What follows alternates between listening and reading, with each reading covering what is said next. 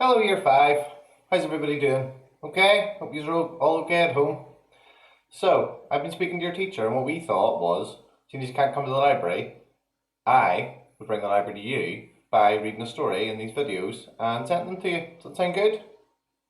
Cool. So, what we thought was, instead of just reading a different story every week, we could start a book together, and then every week I'll read a chapter, and by the end of it, we'll have finished the book. Does that sound like a good idea? Cool. So the book I have chosen is called The Wee Free Men by Terry Pratchett. I love this story. I love Terry Pratchett. I've read all of his books, and there's like 30 or 40 of them. They're fantastic books, and this one is specifically written for children in the series. Sound good? Awesome. Let's go. And there's pictures in the book. I will show them to you as you come up. And the first picture in the book is this person. This is Tiffany Aching. She's the main character of the story. She's one of my favourite literary characters ever. She's very funny, very serious, but hopefully it'll be a lot of fun. Let's go. Chapter 1. A Clang Well Done. Some things start before other things. It was a summer shower, but didn't appear to know it, and it was pouring rain as fast as a winter storm. Miss Perspicacia Tick had sat in what little shelter a raggedy hedge could give her and explored the universe. She didn't notice the rain. Witches dried out quickly.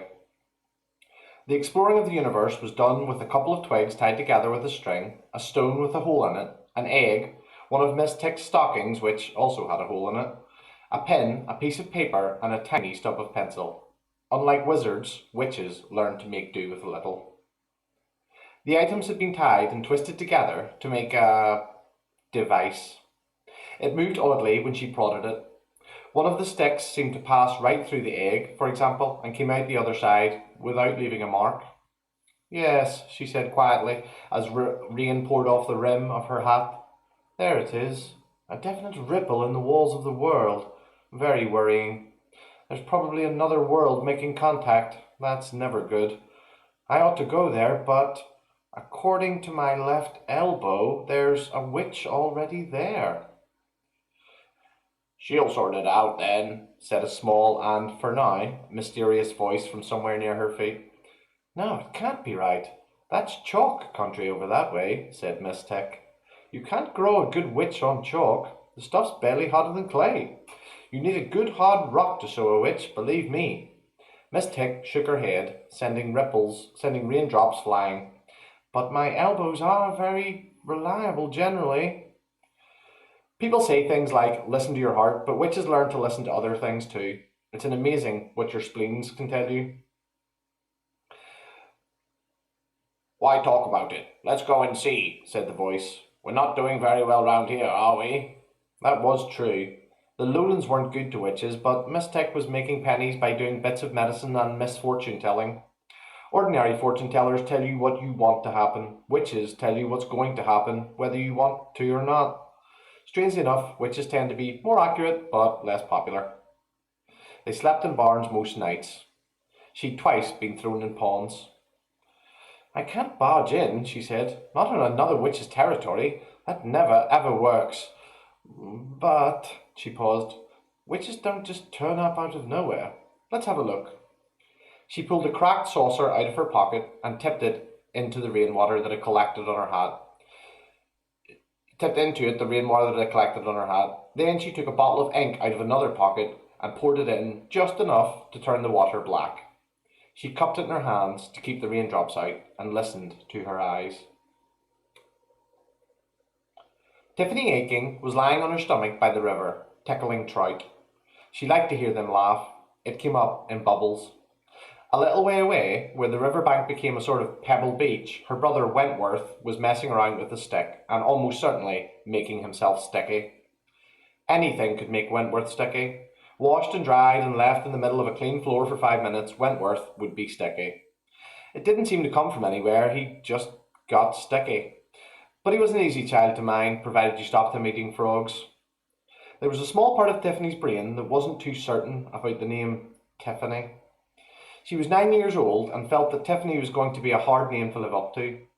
Besides, she'd decided only last week that she wanted to be a witch when she grew up, and she was certain Tiffany just wouldn't work. People would laugh. Another and larger part of Tiffany's brain was thinking of the words susurrus.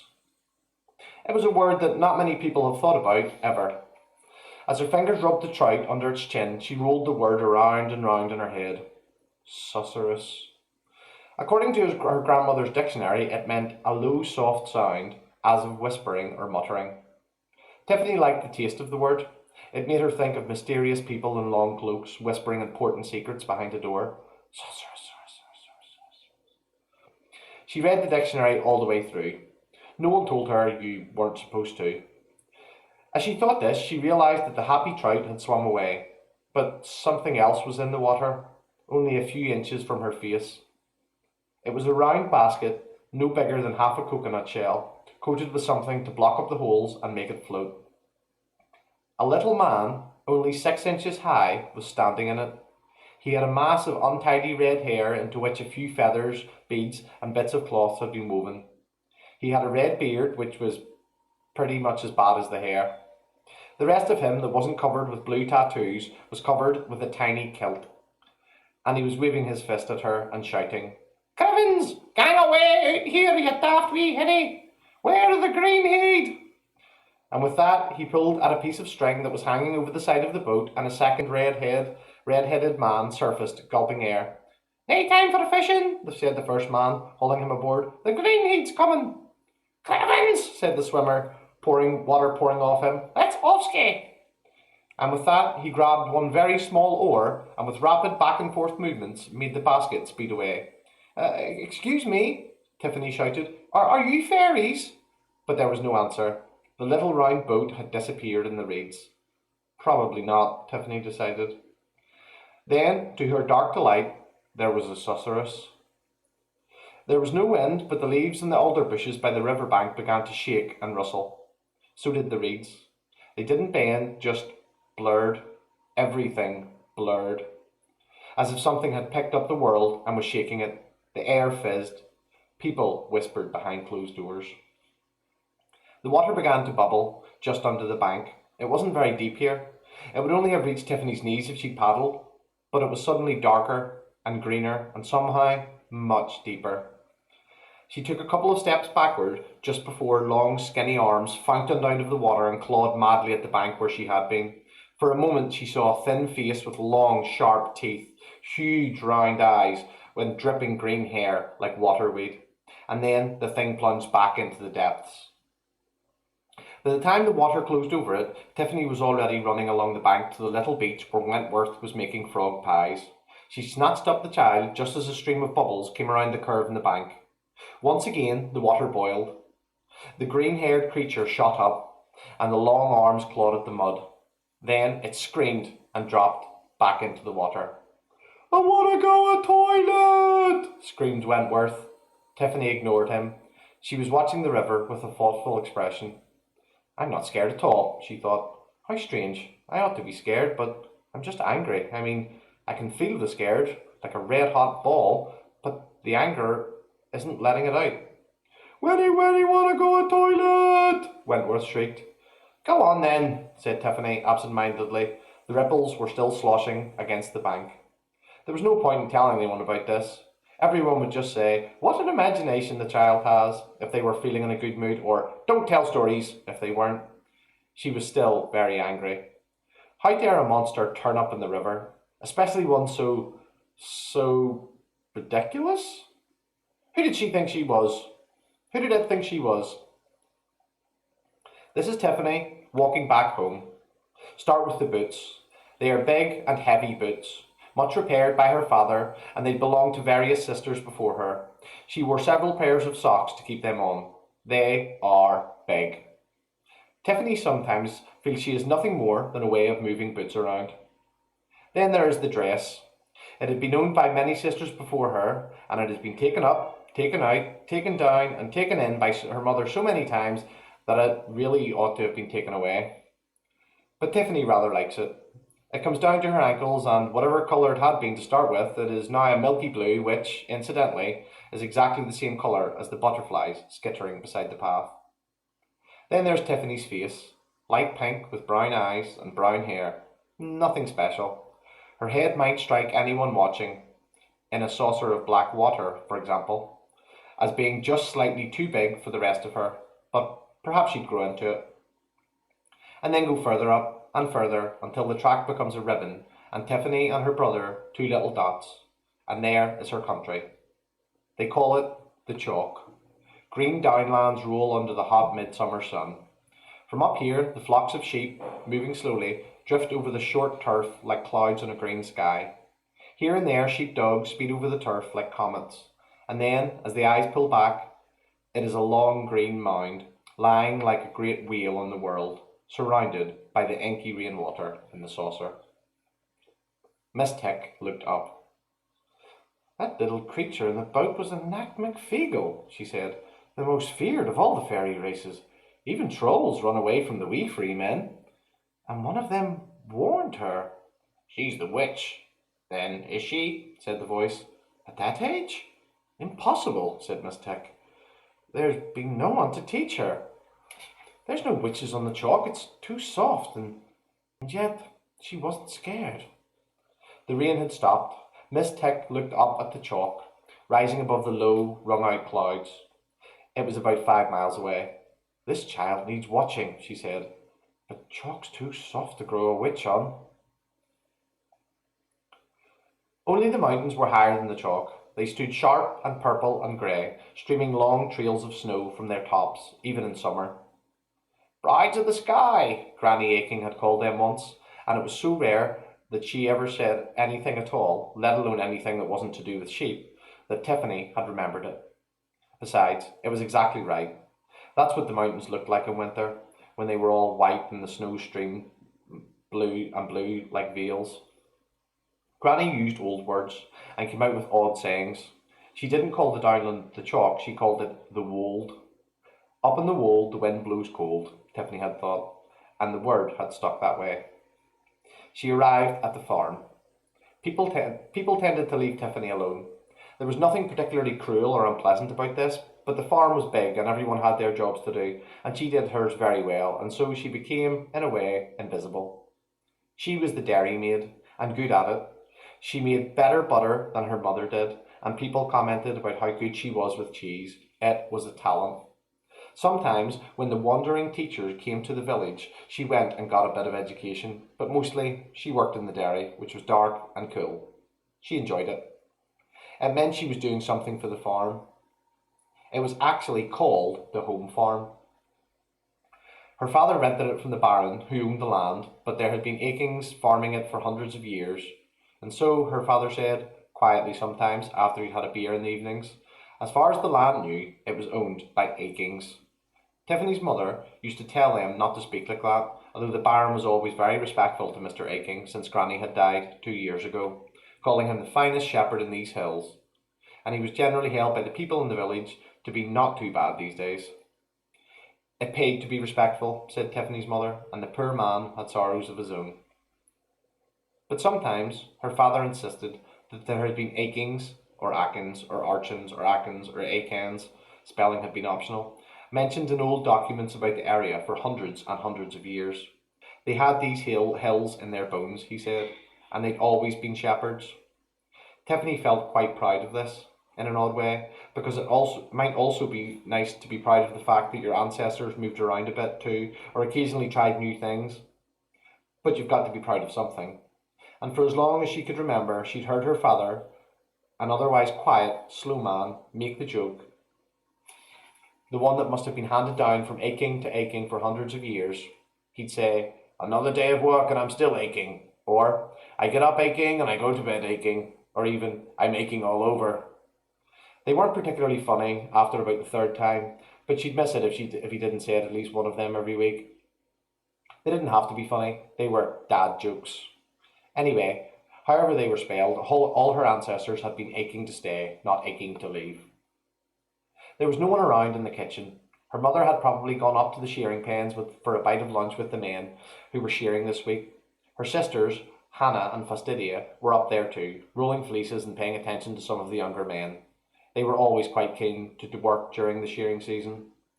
Near the big black stove was the shelf that was still called Granny Aking's library by her mother, who liked the idea of having a library. Everyone else called it Granny's shelf. It was a small shelf, since the books were wedged between a jar of crystallised ginger and the china shepherdess that Tiffany had won at a fair when she was 6. There were only 5 books if you didn't include the big farm diary, which Tiffany's view didn't count as a real book because you had to write in it yourself. There was the dictionary, there was the almanac, which got changed every year, and next to that was Diseases of the Sheep, which was fat with the bookmarks that her grandmother had put there. Granny Aking had been an expert on sheep, even though she called them just bags of bones, eyeballs and teeth, looking for new ways to die.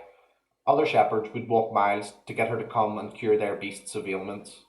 They said she had the touch, although she just said that the best medicine for a sheep or man was a dose of turpentine, a good cussing, and a kick. Bits of paper with Granny's own recipes for sheep cures stuck out all over the book. Mostly they involved turpentine, but some included cussing. Next to the book on sheep was a thin volume called Flowers of the Chalk. The turf of the downs was full of tiny, intricate flowers, like cowslips and harebells, and even smaller ones that somehow survived the grazing. On the chalk, flowers had to be tough and cunning to survive the sheep and the winter blizzards. Someone had coloured the pictures of the flowers long time ago. On the flyleaf of the book was written in neat handwriting, Sarah Grizzle, which had been Granny's name before she was married. She probably thought that Aking was at least better than Grizzle. And finally there was the Goody Childay's Book of Fairy Tales, so old that it belonged to an age when there was far more ease around. Tiffany stood in a chair and took it down. She turned the pages until she found the one she was looking for and stared at it for a while. Then she put the book back, replaced the chair, and opened the crockery cupboard. She found a soup plate, went over to a drawer, took out the tape measure her mother used for dressmaking, and measured the plate. She said, 8 inches. Why didn't they just say? She unhooked the largest frying pan, the one that could cook breakfast for half a dozen people all at once, and took some sweets from the jar in the dresser and put them in an old paper bag. Then, to Wentworth's sullen bewilderment, she took him by the sticky hand and headed back down towards the stream. Things still looked very normal down there, but she was not going to let that fool her. All the trout had fled, and the birds weren't singing.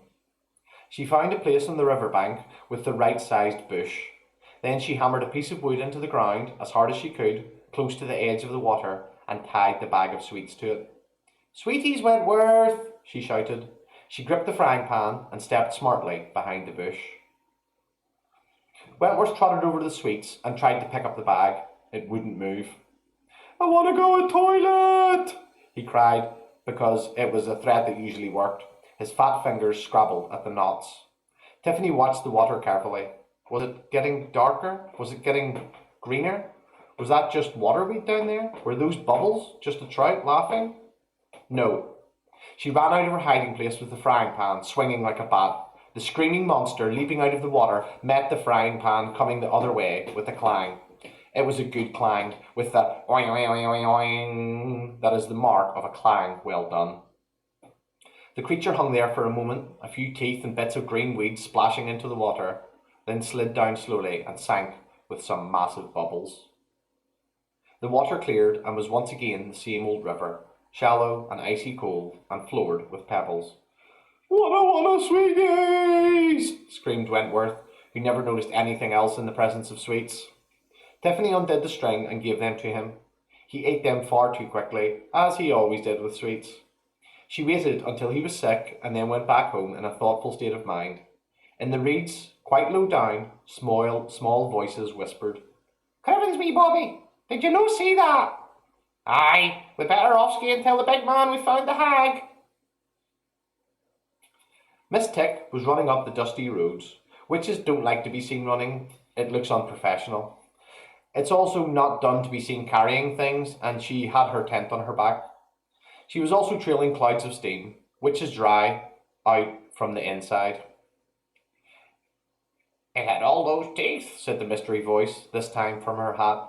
"I know," snapped Miss Tick. "And she just hauled off and hit it." "Yes, I know." "Just like that." "Yes, very impressive," said Miss Tick. She was getting out of breath, Besides, they were already on the lower slopes of the downs now, and she wasn't good on chalk. A wandering witch likes firm ground under her, not a rock so soft you could cut it with a knife. Impressive, said the voice. She used her brother as bait.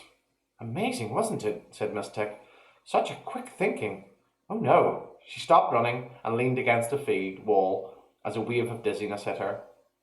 What's happening? What's happening? Said the voice from her hat. I nearly fell off. It's this wretched chalk. I can feel it already. I can do magic on honest soil, and rock's always fine, and I'm not too bad on clay even, but chalk's neither. One thing nor the other. I'm very sensitive to geology. You know. What are you trying to tell me? Said the voice. Chalk is a hungry soil. I don't really have much power on chalk. The owner of the voice, who was hidden, said, Are you going to fall over? I'm very sorry, my cat's being a nuisance. Boo!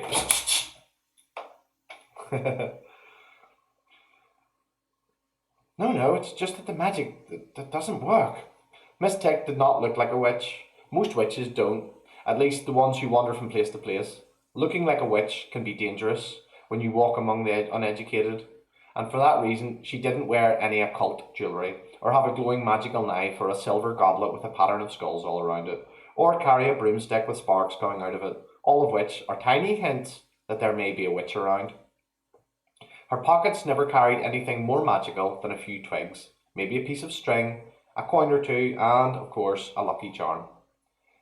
Everyone in the country carried lucky charms, and Miss Tick had worked out that if you didn't have one, people would suspect that you were a witch. You had to be a bit cunning to be a witch. Miss Tick did have a pointy hat, but it was a stealth hat, and only pointed when she wanted it to. The only thing in her bag that might have made anyone suspicious was a very small, grubby booklet entitled An Introduction to Escapology by the great Williamson.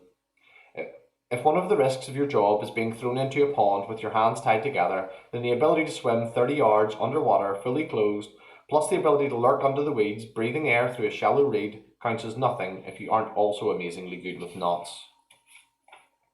You can't do magic here, said the voice in the hat. No, I can't, said Miss Tick. She looked up at the sounds of jingling. A strange procession was coming up the white road. It was mostly made up of donkeys pulling small carts with brightly painted covers on them. People walked alongside the carts, dusty to the waist. They were mostly men. They wore bright robes, or robes at least, and that had been bright before being trailed through the mud and dust for years, and every one of them wore a strange black square hat. Miss Tick smiled. They looked like tinkers, but there wasn't one amongst them, she knew, who could mend a kettle. What they did was sell invisible things, and after they'd sold what they had, they still had it. They sold what everyone needed, but often didn't want. They sold the key to the universe to people who didn't even know it was locked. I can't do, said Miss Tick, straightening up, but I can teach. Tiffany worked for the rest of the morning in the dairy. There was cheese that needed doing. There was bread and jam for lunch. Her mother said, The teachers are coming to town today. You can go if you've done your chores. Tiffany agreed that, yes, there were one or two things she'd quite like to know about. Then you can have half a dozen carrots and an egg. I dare say you could do with an egg, poor things, said her mother. Tiffany took them with her after lunch and went to get an egg's worth of education. Most boys in the village grew up to do the same jobs as their fathers, or at least some other job somewhere in the village where someone's father would teach them as they went along. The girls were expected to grow up to be somebody's wife. They were also expected to be able to read and write, those being considered soft indoor jobs that were too fiddly for boys. However, everyone also felt that there were a few other things that even the boys ought to know, to stop them wasting time wondering about details like, what's on the other side of the mountains, and how come rain falls out of the sky? Every family in the village bought a copy of the almanac every year, and as a sort of education came from that. It was big and thick and printed somewhere far off, and it had lots of details about things like phases of the moon and the right time to plant beans. It also contained a few prophecies about the coming year, and mentioned faraway places with names like Clatch and Hersheba. Tiffany had seen a picture of Clatch in the almanac. It showed a camel standing in a desert. She'd only found out what both these things were because her mother had told her, and that was Clatch, a camel in a desert. She'd wondered if there wasn't a bit more to it, but she seemed that Clatch equaled camel desert was all anyone knew. And that was the trouble. If you didn't find some way of stopping it, people would go on asking questions. The teachers were useful there. Bands of them wandered through the mountains along with tinkers, portable blacksmiths, miracle medicine men, cloth peddlers, fortune tellers, and all the other travellers who sold things people didn't need every day but occasionally found useful. They went from village to village, delivering short lessons on many subjects. They kept apart from the other travellers and were quite mysterious in their ragged robes and strange square hats. They used long words like corrugated iron. They lived rough lives, surviving on what food they could earn from giving lessons to anyone who would listen. When no one would listen, they lived on baked hedgehog. They went to sleep under the stars, which the math teachers would count, the astronomy teachers could measure, and the literature teachers would name. The geography teachers got lost in the woods and fell into bear traps. People were usually quite pleased to see them. They taught children enough to shut them up, which was the main thing, after all. But they always had to be driven out of the villages by nightfall in case they stole chickens. Today, the brightly coloured little booths and tents were pitched in a field just outside the village. Behind them, small square areas had been fenced off with high canvas walls and were patrolled by apprentice teachers looking for anyone trying to overhear education without paying. The first tent Tiffany saw had a sign on it which said, Geography. For today only, all major landmasses and oceans, plus everything you need to know about glaciers. 1 penny, or all major vegetables accepted. Tiffany had read enough to know that, while he might be a whiz at major landmasses, this particular teacher could have done with some help from the man running the stall next door. The wonders of punctuation and spelling. Number 1, absolute certainty about the comma. Number 2, I before E, completely sorted out. Number 3, the mystery of the semicolon, revealed. Number 4, see the ampersand. And number 5, fun with brackets. We'll accept vegetables, eggs, and clean, used clothing. The next stall along was decorated with scenes out of history, generally of kings cutting one another's heads off and similar interesting highlights. The teacher in front was dressed in ragged red robes with rabbit skin trimmings and wore an old top hat with flags stuck in it. He had a small megaphone which he aimed at Tiffany. The death of kings through the ages, he said. Very educational, lots of blood. Not really, said Tiffany. Oh, you've got to know where you come from, miss, said the teacher. Otherwise, how will you know where you're going? I come from a long line of aching people, said Tiffany, and I think I'm moving on. She found that she was looking for a booth hung with pictures of animals, including, she was pleased to see, a camel. The sign said, Useful creatures. Today, our friend the hedgehog. She wondered how useful the thing in the river had been, but this looked like the only place to find out. A few children were waiting on the benches inside the booth for the lesson to begin, but the teacher was still standing out in front in the hope of filling up the empty spaces. Hello, little girl, he said, which was only his first big mistake. I'm sure you want to know all about hedgehogs, eh? I did this one last summer, said Tiffany. The man looked closer and his grin faded. Oh yes, he said. I remember. You asked all those little questions. I would like a question answered today, said Tiffany. Provided it's not the one about how you get baby hedgehogs, said the man. No, said Tiffany patiently. It's about zoology. Zoology, eh? That's a big word, isn't it? No, actually, it isn't, said Tiffany. Patronising is a big word. Zoology is really quite short. The teacher's eyes narrowed further. Children, like Tiffany, were bad news. I can see you were a clever one, he said, but I don't know any teachers of zoology in these parts. Veterinary, yes, but zoology, no. Any particular animal? Jenny Greenteeth, a water-dwelling monster with big teeth and claws and eyes like soup plates, said Tiffany. What size of soup plates? Do you mean big soup plates? A whole full portion bowl and maybe some biscuits? Possibly even a bread roll? Or do you mean the little cup you might get if, for example, you just ordered soup and a salad? The size of soup plates that are 8 inches across, said Tiffany, who'd never ordered soup and a salad anywhere in her life. I checked, she said. That is a puzzler, said the teacher. Don't think I know that one. It's certainly not useful, I know that. It sounds made up to me. Yes, that's what I thought, said Tiffany. But I still like to know more about it.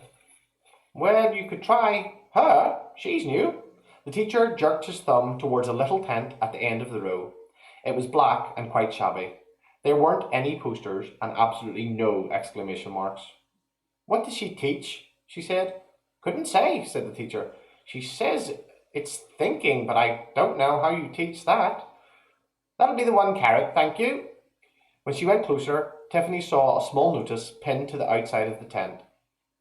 It said, in letters which whispered rather than shouted, I can teach you a lesson you won't forget in a hurry.